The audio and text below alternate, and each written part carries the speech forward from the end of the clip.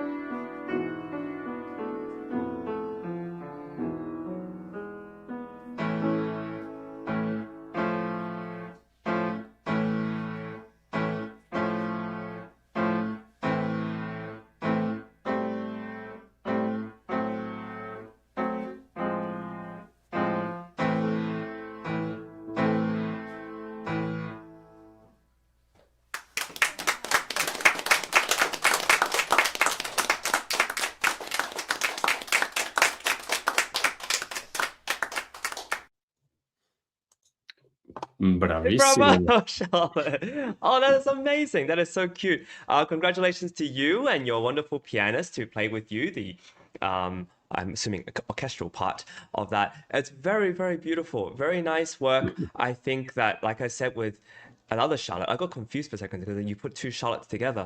But there are two Charlottes that to just keep playing, keep performing, because you're going to find it to be really fun.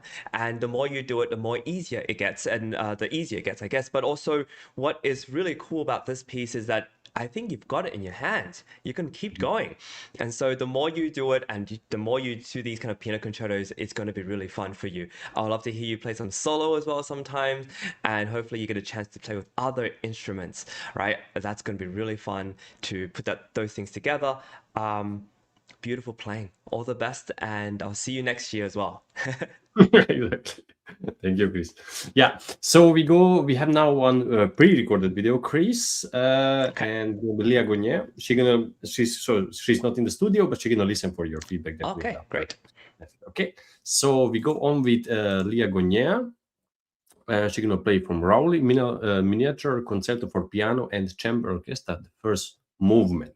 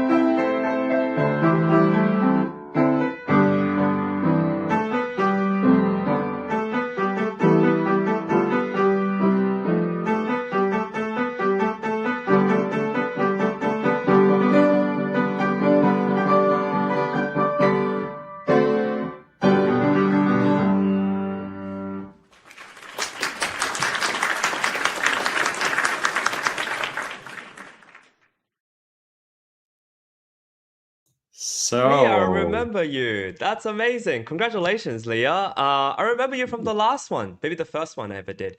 You're playing so well. It's really quite beautiful. It seems to be very well memorized. It seems it's in your head. You know exactly what you need to do on the keyboard. Um, I think part of what I am missing is also something that probably as you get to know the piece, it helps is just something where sometimes Dr. Anna's playing something really beautiful, and I would love for you to react to that and to also kind of listen. So part of what makes performing really fun, especially when you perform with other people, is that you get a chance to react to what other people are doing on stage. And because you have such an incredible musician as a teacher, she just instinctively is doing something musical to match you or to guide you or to play something melodic. And so when you're doing a little passages, maybe you can phrase with her. And these are kind of little things that if you ever play with another pianist, two piano works or four hands, or you play with other musicians, instrumentalists or vocalists even, you will get a sense that it's a team effort. And so right now what I'm getting sometimes is that, oh, I'm going to make sure I play everything perfectly and I'm not going to screw it up. But I think it's more fun and you won't screw it up if you can make sure you play with the person who is on your left. But all in all, your piano playing is really wonderful. It seems like you're at ease with the instrument, and the music is so beautiful. I don't know this piece, this Crowley miniature concerto for piano, and yeah. it's just a really, really wonderful piece. I think you really like it too. I sense that you like it. So what's going to take it to the next level is for you to be able to communicate with your other pianists, could be Dr. Anna or otherwise, and to actually have a conversation about, okay, I want to do this here, I want to do this here. Let's collaborate. Let's make something together, and it's going to be even more fun that way, I believe. Anyways, congratulations and all the best. I look forward to hearing you again next time. Yeah, next time maybe live, but no, that's not like this. Yeah. So, okay, thank you so much, Chris. Moving forward with our program, please welcome Alize Chapman. Alize Chapman gonna play from Berkovich Piano Concerto number 2, opus 44, and now the movement, the third movement, just. So the stage is yours.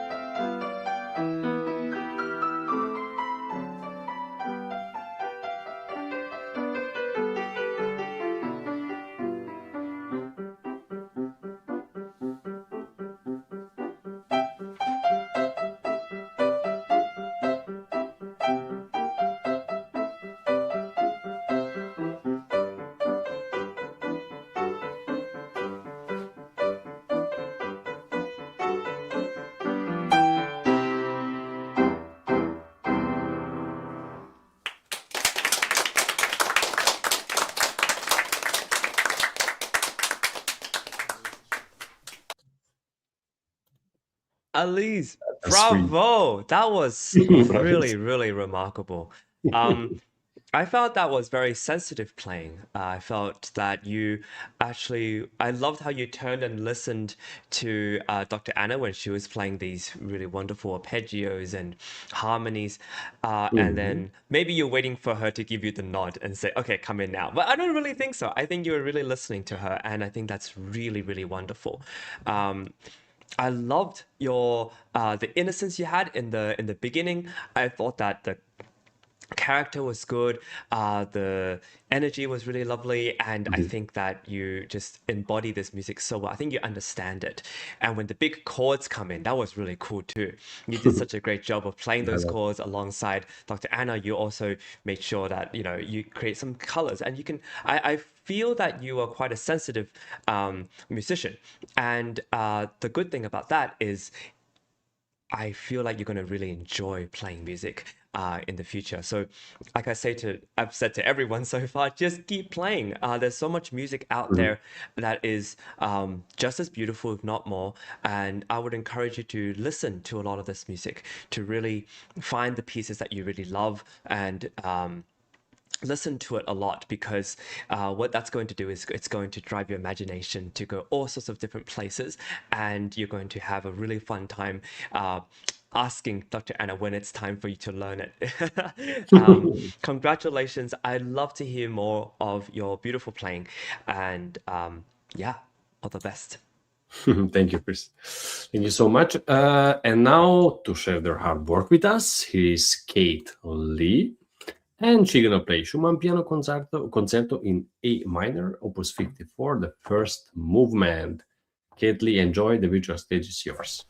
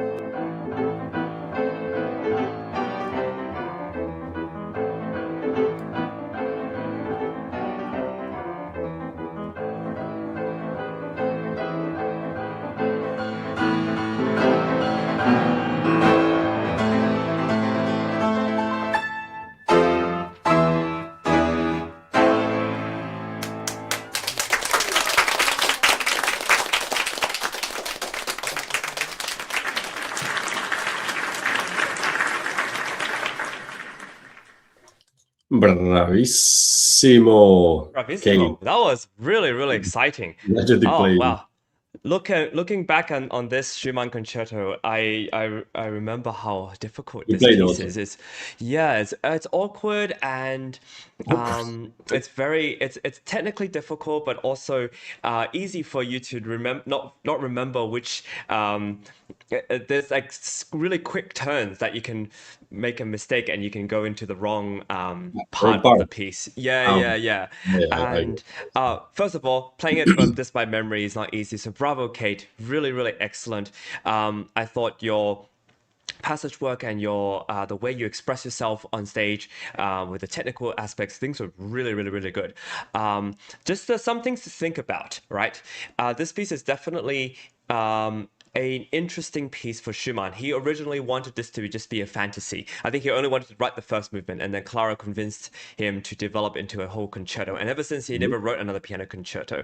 He's one of the few who only just wrote one.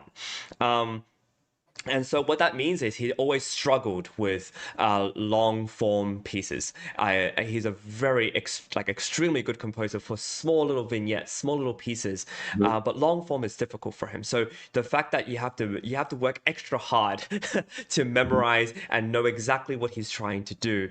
I thought your cadenza was really, really marvelous. Just really beautifully played. That's not an easy cadenza either, and I thought your pacing was really good, and I thought that there's a little stringendo, right, that gets faster and faster. I thought that was really well paced. In general, I thought your sound was really good. Some questions for you now. So this is one of those concerti where I feel personally it's a work of chamber music almost. There are sections in there like the running eighth notes or even the running 16th notes when you in the beginning where the orchestra has the melody and you're just playing sort of along very, very, very softly.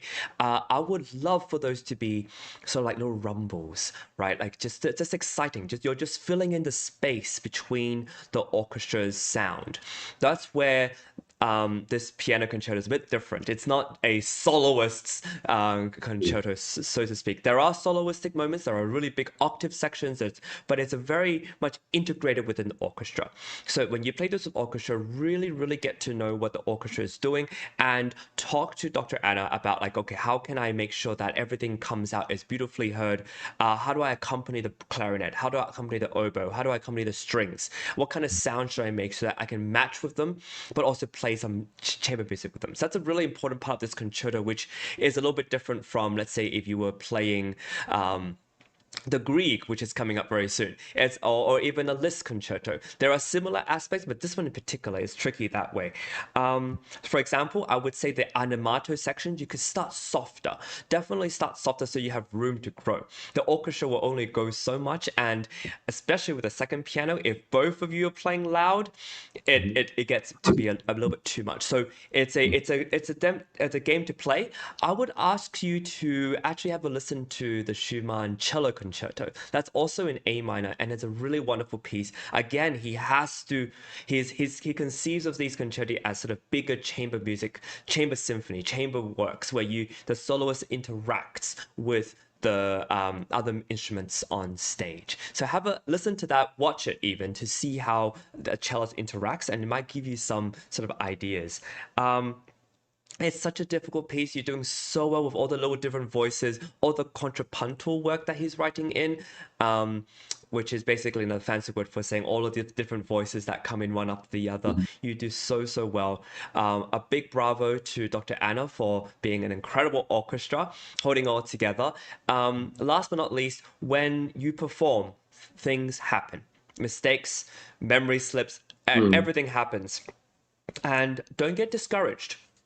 The thing to remember from a performance, whether it's good or bad, is to always listen back and study study yourself objectively. Find out exactly, oh, that was not good. Okay, I need to work on that. Circle it. That's not good. That's good. That's good. But not with like, oh, I'm so terrible at piano. Oh my gosh, I can't believe I messed that up. No, not with that. Just like, that's not okay. Because what you did just now is a mark of where you are at the moment. It doesn't represent who you are in the future. It doesn't represent who you are in the past. It just, this piece with this performance, that's exactly where you are at the moment. So just remember that for performances, that this is just an exhibition of where you are with this piece. It doesn't mean that you're going to play this piece horribly forever, obviously. So just remember that it's a work in progress. Things will get really, really good no matter what happened. Go back and listen and study yourself objectively, and then you're going to have a really great second, third, fourth, fifth performance after this. This is just the beginning. This is a way to step forward, and you're doing such an incredible work with a really difficult piece. Schumann is never, it's never a comfortable composer to play on piano, even the little pieces, and everything is a little bit awkward. So you're doing such a good job. Please continue to live with this piece and understand it more and more. And that involves all the things I mentioned before, but also you'll find your own interpretation. It's going to be beautiful. I think you're playing such an incredible piece really, really, really well. Congratulations. Thank you so much. Yeah, it's very interesting. Everything what you said, I'm learning every time what you're saying about Schumann. I don't know. I mean, it's so good that, I mean, you're a pianist, you play this also piece, and yeah, I remember also as a musician that always, and exactly when with the pieces, what they are exactly still in the process, so you're not played in a big concert or something after a year, is so weird to listen. And I never like to listen myself, you know, like, but you have to. That's how I said it. You have to listen and just forget it. It doesn't matter. It's going to change, and that's your momentary. Well, it's kind of like making food and never tasting it. You know, you're just giving it to people to eat. All right, and you never taste it for yourself. Don't give me. Exactly. Yeah. And so this is like, okay, it's a bit too salty here. It's a little bit, oh, that's great, good texture. Oh, I think I overcooked this. That's fine. It doesn't mean you're a bad chef or anything. It doesn't mean you're a bad pianist, but it's a way to explore and understand yourself. Because sometimes when we practice, we think, oh, that section's fine. I got this. But sometimes you don't. And on stage is when you find out what you are playing really well, what you've prepared extremely well, which is like a big portion of this piece. And sometimes it's like, oh, okay, I need to look after that. That's a little bit that I can work on that. And you can. You're such a brilliant pianist, Kate. You're gonna be great. We love how she plays, definitely. So thank you, Chris. We go on now with Harry Chen, and with a little bit bigger piece. He's gonna play almost the whole Grieg piano concerto, the first and the second movement fully, and after just some excerpt from the third movement. So piano concerto in A minor. Harry Chen, the stage is yours.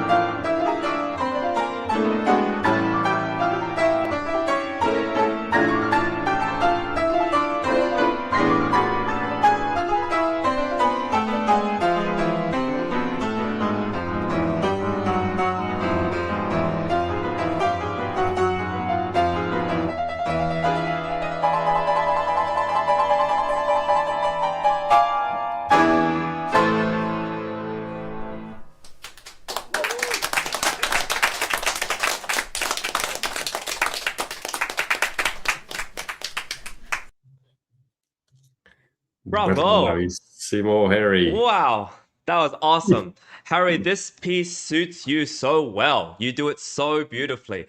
I think this is, yeah, you should, if you want to compete with this or use this in a performance, especially for with orchestra, I think you would knock everybody's socks off. It was really, really good. I really love the way in which no matter what happens, you keep going, you have a flow, you're locked in. It's really, really, really amazing to see that. And this is one of those pieces that like you can really impress an audience. Everyone's going to be clapping right after even just the first movement. So keep going at it. And I would just recommend when you're practicing this to practice slowly. Make sure you know exactly what's going on at all times. A lot of the things that didn't quite exactly work tonight, I think could quite easily be solved by just practicing slowly. One of the things about you is that your technique and the way you play, it's already really quite advanced. So arpeggios, things with the fast moving passages sound excellent and it seems easy to you. And that's a problem in a way. Sometimes when it's a bit too easy, you need to slow it down so you know exactly what's going on so that you're secure and you're not skating on thin ice. That's the worst feeling to have as a pianist. It's like you're playing a bit too fast and you can still do it, but you know that at any point something could happen, right? And it's really exciting actually for the audience to see you that way. But for you, I think you can just be on the safe side just a little bit at times. And I have a few things I would like to just talk to you about to help you as you're preparing this for the next incredible performance that you're going to do. One, which is I think you do incredible octaves and chords. You have a really good sound. You actually play really relaxed into the key. It's really good movement, and the sound of your octaves are really, really quite astounding. Like it's really good. Just I've noticed that when you play octaves, especially in a lot of chords, or every voice, every finger of your chord seems to be quite the same level of dynamic of sound. Now, this is something for you to think about. This is not something for you to fix. But if you make every note that you play, let's say you're doing octaves, so there's 4 notes, like 2 octaves in hand, 1 hand each. Should they all be the same amount of loud? If it says forte, maybe one hand is a little less loud than the other. If it's a mezzo forte passage, maybe just the pinky on the right hand is more on the louder side. If it's fortissimo, I give it to you. You can have all 4 notes very loud. But these are some things to think about, because as you're phrasing octaves, as you're playing some of the octaves or chords are more melodic, you're going to have to make decisions. And that's a fun thing about being a pianist and about a musician, but you have to make decisions. What are you going to do that's different from the other time that there's octaves? What are you going to play? How you can play this chord differently to how you play the other chords?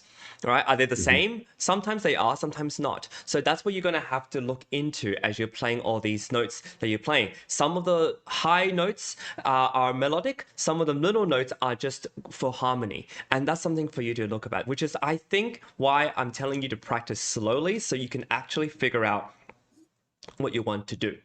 Because you can do everything. It's not. It doesn't seem that difficult for you. The other thing is for me, you and the orchestra need to discuss what kind of tempi you guys would like for certain passages. Sometimes you play a lot faster than the orchestra. Sometimes you just suddenly zoom off. Now, Dr. Anna is an incredible orchestra who can just play everything at however tempo you want. But not all orchestras are like that.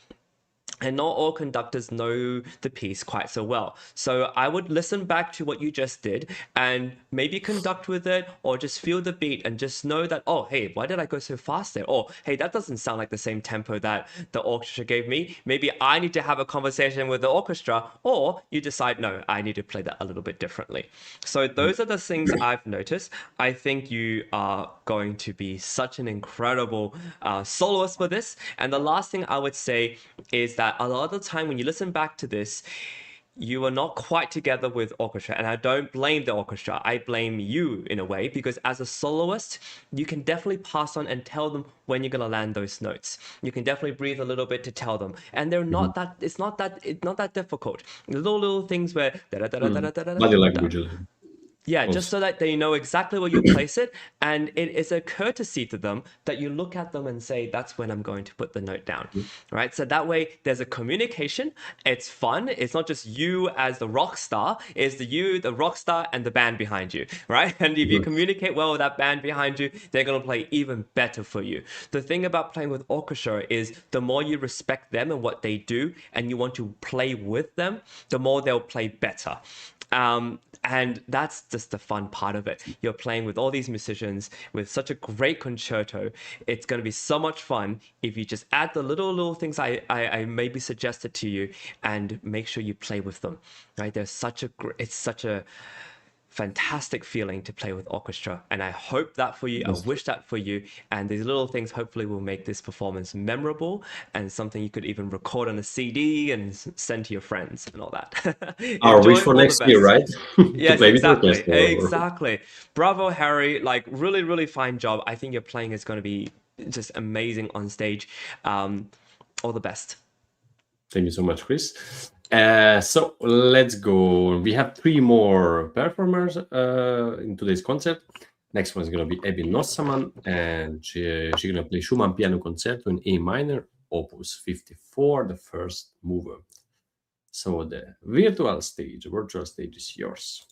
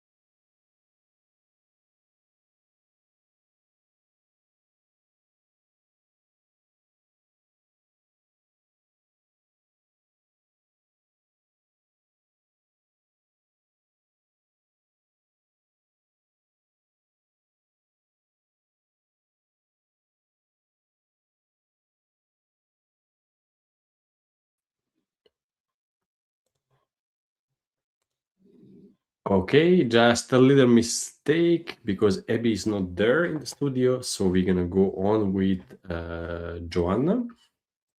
And Joanna Chow will play Frédéric Chopin, Scherzo number 2 in B flat minor, opus 31, and from Dmitry Kabalevsky, Recitativo and Rondo, opus 84. So sorry for a little mistake, but now the stage is yours.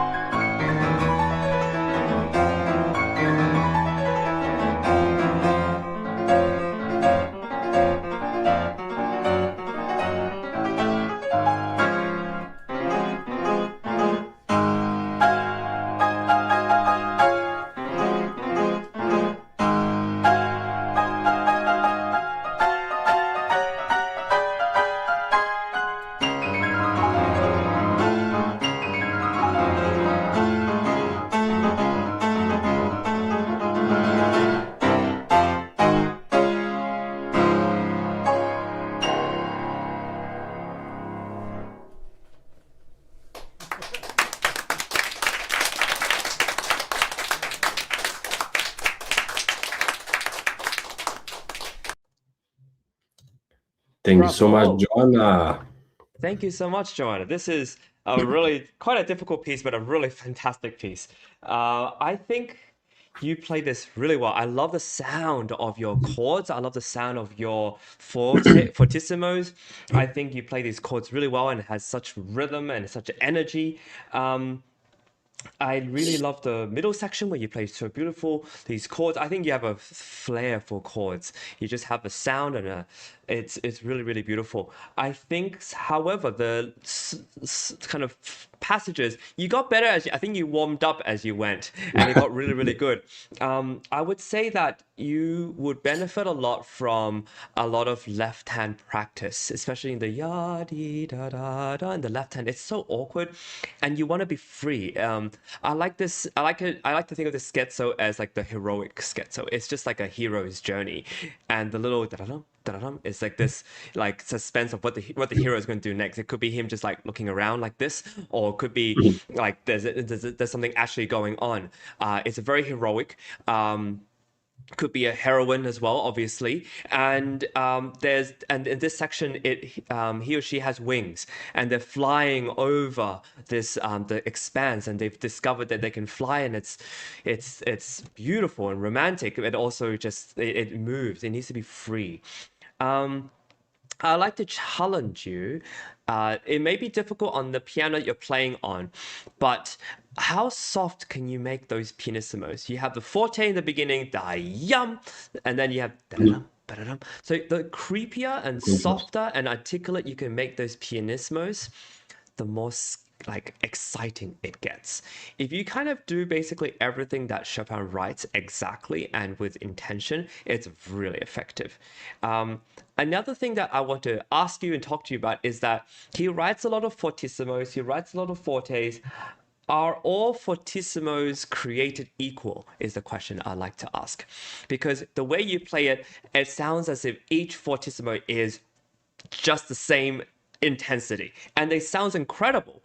But if it's too much of the same thing, we start to ask, well, why is it any different? If it's too much the same thing, then everything is the same, and therefore nothing is different, and nothing is highlighted. And I think that there are certain moments of the fortissimo sections where there is something that's happening, and it's a complete twist and turn of fate.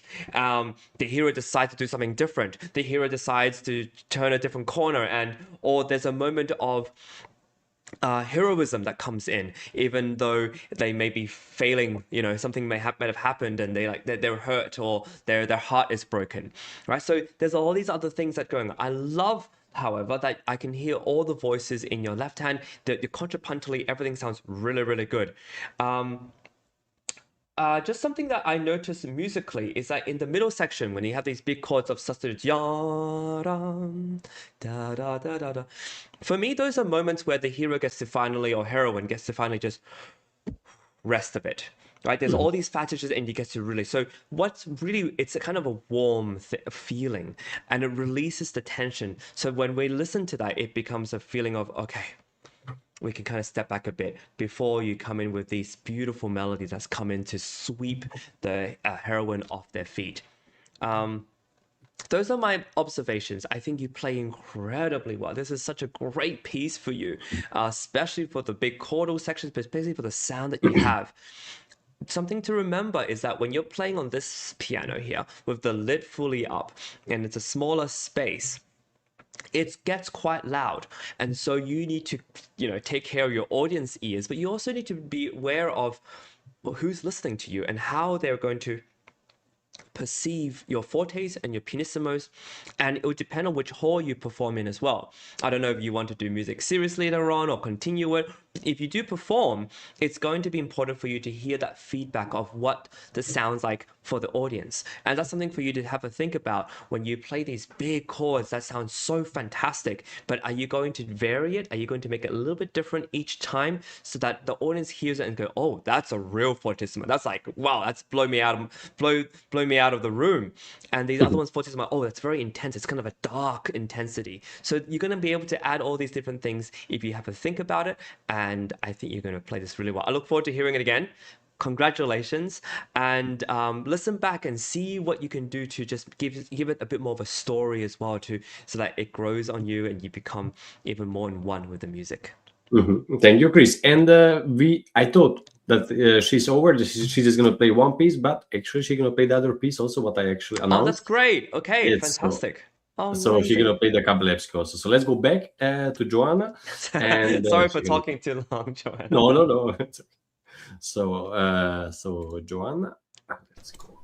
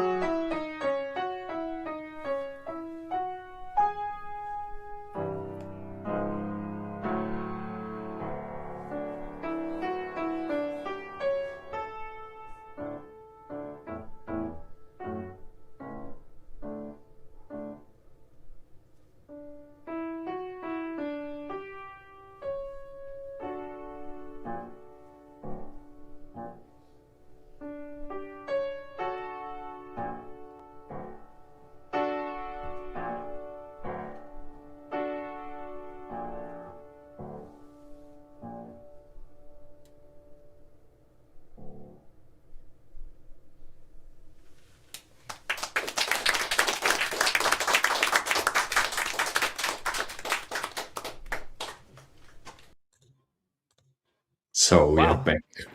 That's such a cool piece. I don't know. I trust Dr. Anna to come up and find these incredible pieces by Kabalevsky, who I think is a quite an underrated composer. I think you play this incredibly well. I think you understand what's happening in the music in terms of the character. And I think it actually, the way what I mentioned about your sound before being so full and incredible and mighty works really well with this piece. And I think you've got an extremely good grasp of what you need to do. I would just keep working on this and try to find places to interpret and perform this, find certain ways to make the character a little bit different, and try to see what else you can do with this piece in terms of the character and what it's trying to say. But otherwise, I think you're doing such a great job. Thank you for performing two solo and incredible pieces, the Chopin and the Kabalevsky. I wish you all the best, and can't wait to hear you again, Joanna. Thank you. Thank you, Chris, and thank you, Joanna. So let's go on to the last performer today, or last student, the powerful Kaiden Griggs.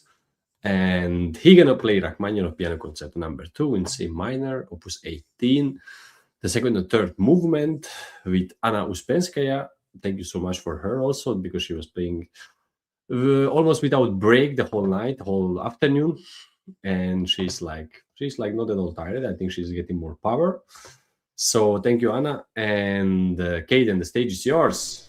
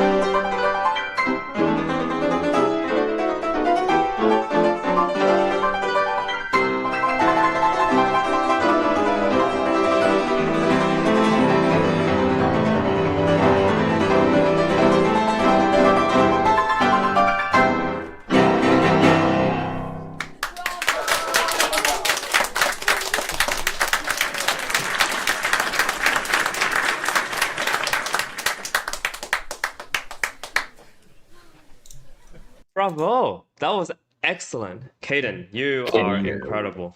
You are such a joy to listen to. And I assume a joy to teach too. Dr. Anna, a big hand. Can we all give a round of applause to Dr. Anna for Of course, also a virtual. playing an incredible orchestra part. I don't think even orchestras play that much for pianists in one concert. So thank you, Dr. Anna. That was incredible. As you all can see, the fact that you're playing with your teacher means that they'll catch you. They know you. They know what you're going to do. They'll catch you. And this was one of the really few times tonight where I saw genuine, really good communication between the soloist and orchestra. And I want to commend that because, Kaiden, that makes a world of a difference to the listener.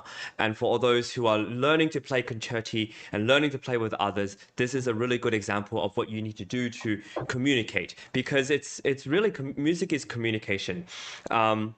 And it makes it so much more expressive. I love the second movement. I don't have any really comments on the second movement. I think you played that really beautifully. I think it was sensitive. I love that when the orchestra had the melody, that you were listening and you were playing within the framework of what the melody, of what was happening. I mean, if you listen to any of Rachmaninoff's recordings of Schumann in particular, he just loved Schumann so much. And I could see how Robert Schumann's concerto and this concerto and how everything interlaces with the orchestra is very apparent.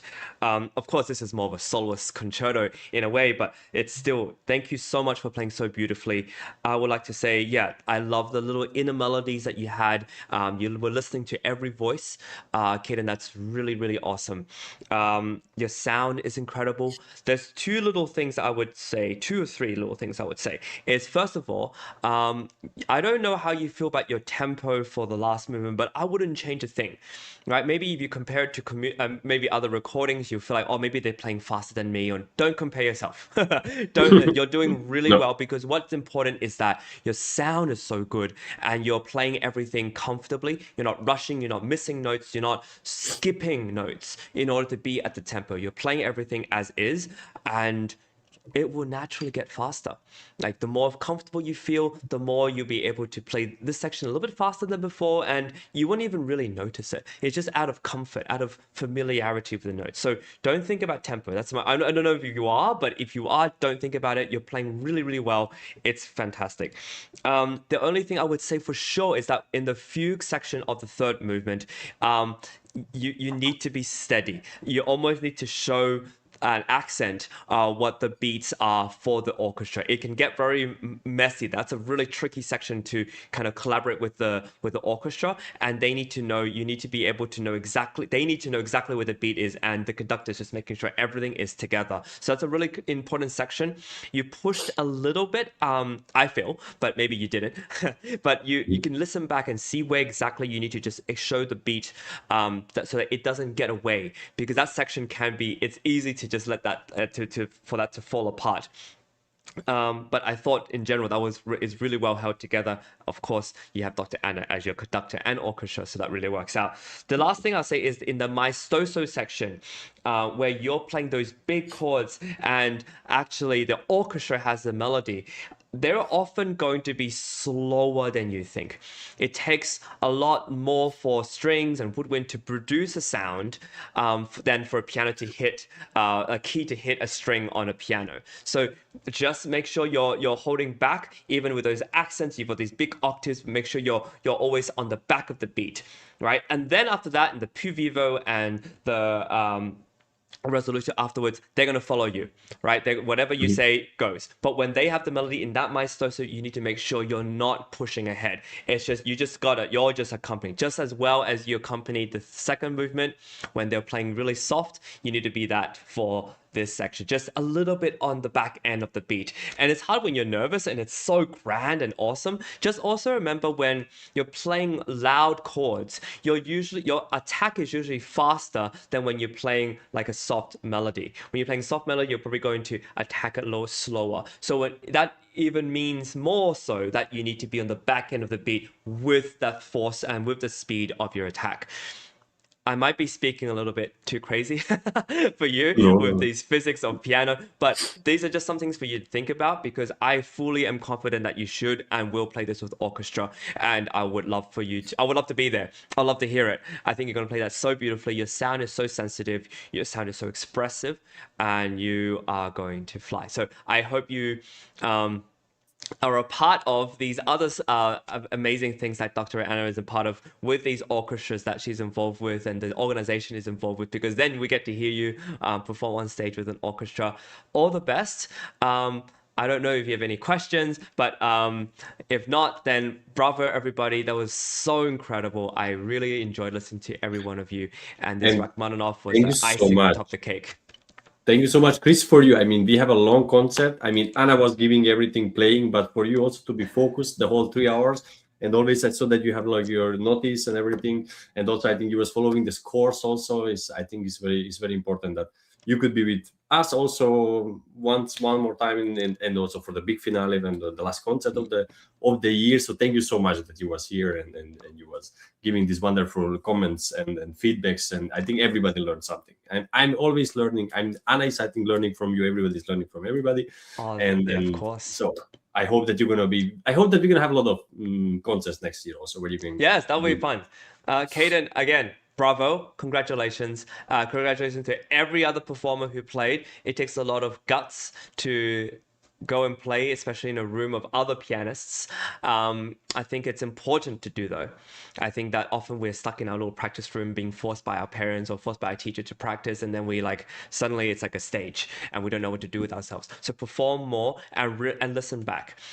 Be critical of yourself, not in a derogatory way, not putting you, oh, I'm such a bad pianist. No, just listen, and really that's how you get to improve and get better. Bravo, everyone, and I'll see you next time. Have a wonderful Christmas, happy holidays, and I'll see you in the new year. And for you also, Chris, and for the whole Hunter Music Studio, I see they're applauding. Thank you so much, I hope they're gonna have a little party maybe here or there. If you see it also, they can make some pictures like the last. Yeah, everybody's lining up. All the performers are lining up. Yes. All right. Well, have a wonderful time there at the Hunter Mill Music Studio, and we'll see you all next time. Exactly. Thank you, Chris. Thank you so much. Ciao. And I also thank you for Chris again for your mentorship, and to all the students of their dedication, and for the whole families. They was there also listening. Also, we had some comments from friends. Also for Jack, for Charlotte, for Kate. Let's see, let's show again. So that's mean the people are listening, they are there with us also. And I hope everybody liked our concert. It was not so short, but I think everybody knows when we have a concertos showcase, then it's always a little bit longer. But I think it's no problem because it was a very good quality and high quality. I want also to say a big thank you to all the partners who was with the whole year with us, all the studios, all these orchestras from all over the world. They are supporting us that we can work during this year and the next year, the whole season what we have. And thank you so much. And also that we are streaming in all the major platforms like YouTube, LinkedIn. We have a huge community, and LinkedIn with Ouspenskaya, and also TikTok. We are launching Facebook, of course, Vimeo, and all these platforms. You can also comment like today live, and also follow us. And maybe you could not see this concert from today, you can click on the live section in YouTube and you can rewatch it again. Thank you for the whole team. For Anna, Fran, Igor, Conante, Chris, Christian, myself, of course, Jennifer Savage, everybody who was the whole year with us, not just today, who was helping. And I can also say the name of the whole team. We wish everybody a wonderful holidays and New Year's Eve. So, yeah. My name was Christian Paragi. That was the Hunter Music Studio, the holiday edition showcase with Concertos. And I wish everybody, again, happy holidays, and see you next year in the next new concerts. Ciao.